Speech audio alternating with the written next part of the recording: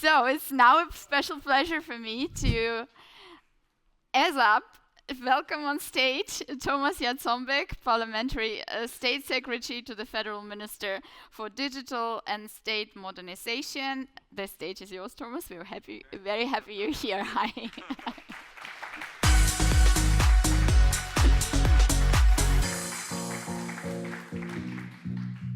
So thanks for having me here this morning, and sorry for being late, but I'm fast with my bike, but I got a wrong address. But finally I made it here.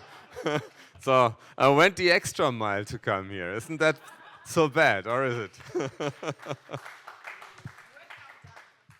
So it's a huge pleasure for me also to say it's the first time for me to be in here at the I14Y lab, and so I heard a lot of mysterious things about what's going on here, and great opportunity to see it really in life. And right now you're existing for 5 years, and so this is really a huge amount of time and a huge track record. And to start from a political point of view, some days ago, whole Germany was debating about Huawei and the Chinese influence on our mobile networks and what to do against it. And the magic word was always to say we're going for Open RAN.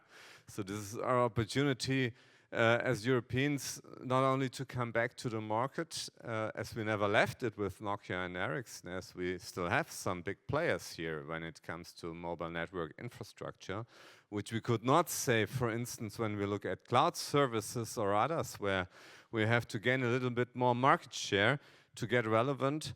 But I think it's a fascinating development of technologies, and software is defining the world, and when it comes to more interoperability, I think this is the way to go. And with respect to Telefonica and Telecom, very engaged here, but there's also a new network player in Germany, and so the argument was always we're the first ones going for Open RAN. And as it seems, competition is fostering innovation, and I see also that Telefonica is engaged here, Telecom is engaged here.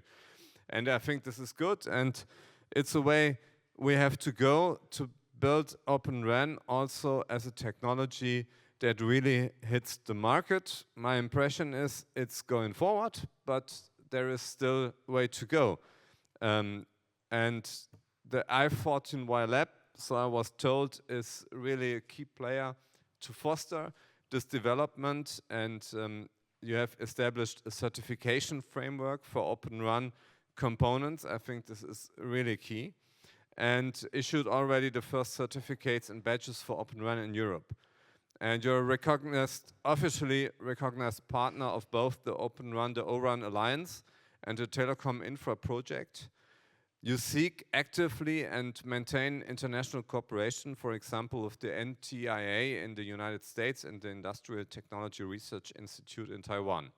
And you hosted important community building events such as the Plugfests, interoperability tests, and of course the yearly E14Y Lab Summit. And it has become a strong voice in the global Open RAN ecosystem, influencing discussions, shaping standards, and creating visibility for European contributions. And so these are major accomplishments, and everyone involved can be very proud about what you have achieved right now. So, but the way, as I already said, is going forward, and there are also some challenges that we are facing. The first is that multi-vendor environments are inherently complex. So, and this is not only the case when it comes to mobile network infrastructure, it's the case everywhere. And ensuring interoperability, performance, especially performance, I think is always a key problem there, and reliability across components from different vendors is not something that just happens automatically. It requires rigorous testing, well-defined interfaces, robust orchestration, and a lot of coordination effort. And to be honest, many so-called Open RAN deployments are still single vendor in practice. This is not a failure, but it shows that true openness is still hard to achieve at scale. And secondly, Open RAN requires new skills, both on the vendor side and on the operator side. Skills when it comes to DevOps, in automation, AI-based optimization, and also in managing multi-vendor ecosystems. So there is a steep learning curve, especially for operators who are used to turnkey solutions. Deutsche Telekom, for example, has made some bold strategic decisions in this area, as Wolfgang Kopf outlined here last year. But we must be aware that thriving Open RAN ecosystem requires long-term commitment. So as every time, it comes to the long track. And commitment in terms of people, in terms of processes, and of course in terms of investment. So let's not forget that openness and virtualization also increase the attack of surface. Cybersecurity is not an add-on, it's a core requirement. Mobile networks are high-value targets for cyber attack, and that means we need standardized security frameworks. Strong identity and access management, continuous monitoring and rapid response capabilities.